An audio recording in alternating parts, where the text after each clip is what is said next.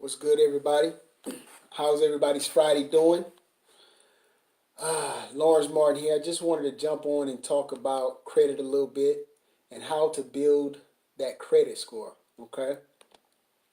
And what I've been seeing a lot of people, they pretty much emphasize on the negative aspects or the derogatory items. They want to remove everything from their credit and they think, oh, if I remove the medical bill, if I remove these lates from the student loans, if I remove the repos, my credit score is just going to jump up to 200. Well, that's not the case, okay?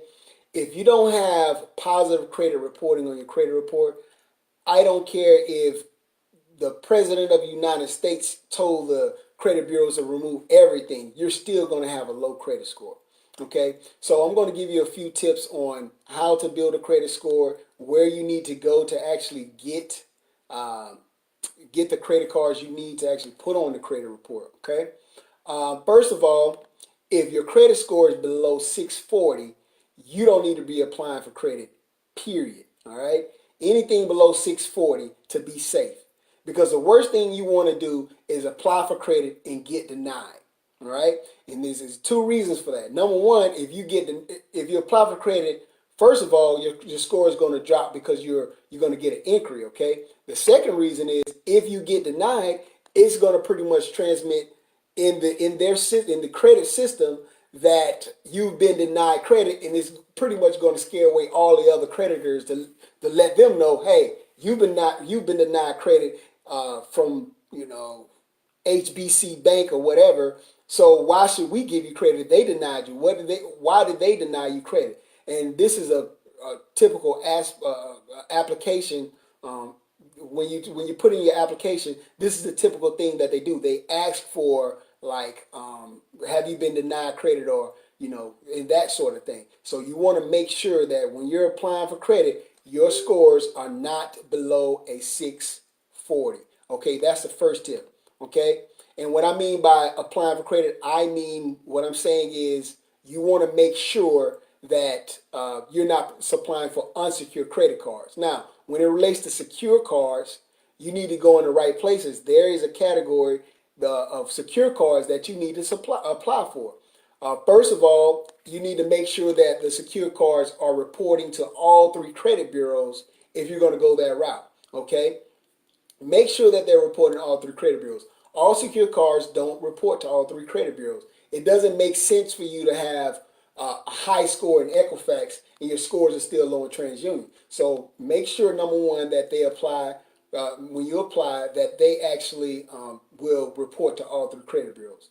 The second thing you want to do is make sure that they don't have like exorbitant fees. Okay, you want to make sure you check the details on the secure card that you're actually applying for. Make sure they don't have exorbitant fees, or if they have a little annual fee, check it out.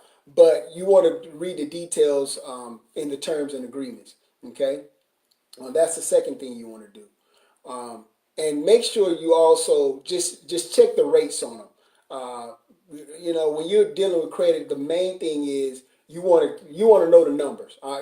Know the interest rates. If anything I can tell you, if you apply for a home, car, credit card, know the interest rates on these cards. All right, it doesn't make any sense for you to have credit and you're paying on a monthly basis and you don't even know the interest rate. You don't know how much is going to principal, how much is going to interest, and that's how people stay in debt a little longer. Okay, so make sure that you're checking the interest rates on these cards, that they're feasible or something that you would agree to. Okay, another thing I want to talk about is getting out of debt. Getting out of debt. There are a couple of ways you can get out of debt. You can use Dave Ramsey's strategy where you list all of your debts from least to greatest. Use the snowball effect, and pay off the smallest one. Then use that momentum. Pay off the next one. Use that momentum. Right. But here's another thing I want you guys to think about.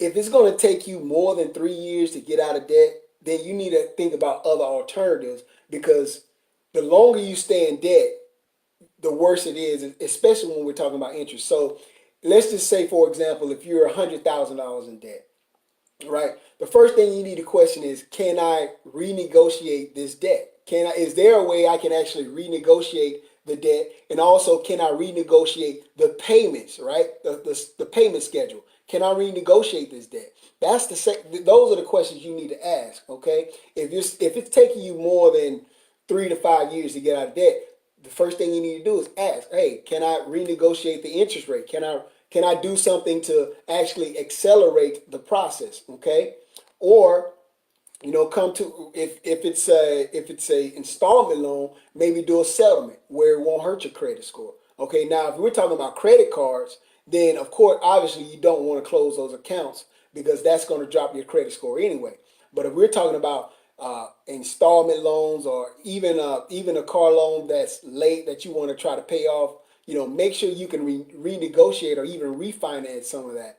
Um, so those are a few tips about how to get out of debt, within a reasonable time frame. Because it doesn't make any sense if there's a smarter way to do it quicker than just the old school. Okay, well, we're gonna take the least amount of debt and we're gonna pay that off first, and then we're gonna recreate this snowball effect. But if that's going to take you 10 years, then you might need to try another strategy because you'll be paying on that for years and years and years. So the question you need to ask is, how long is it going to take, on my current budget, how long is it going to take me to actually resolve this debt in a reasonable time frame?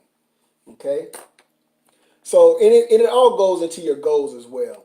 What it all boils down to is, what are your goals? What are your goals? What is your strategy? Do you plan on buying a home within the next 2 to 3 years? Do you plan on going back to school? What are your goals? Do you plan on having enough to send your children to college? So your strategy is going to be pretty much based on your goals. What are your goals long term? Okay. I'm gonna say hi to a few people. What's going on, Miss Jackie? How you doing? Um, Yeah, I'm just jumping on, just trying to drop a few nuggets here on raising your credit score and getting out of debt. So those are a few strategies I want to share with you guys today, and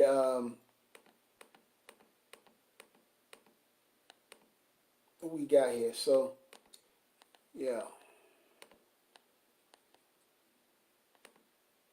so just to recap, if your scores are below 640, don't apply. I'm going to leave you guys in the description a few accounts that I use as far as trying to help people build their credit score. So check it out in the description.